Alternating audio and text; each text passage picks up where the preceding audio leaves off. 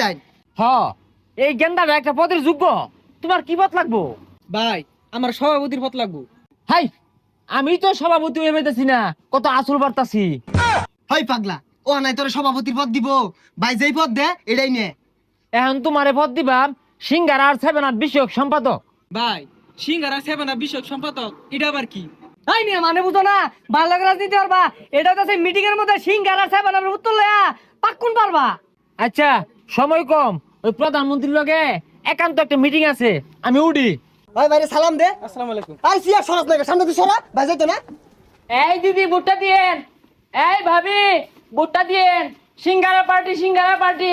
আরে এই ভাই। যে আরে ভাই বাইকে বসে লানি বইরে আটটা শুন, আর কোন দিদি দিদি হতা শুন তো কেউ নাই।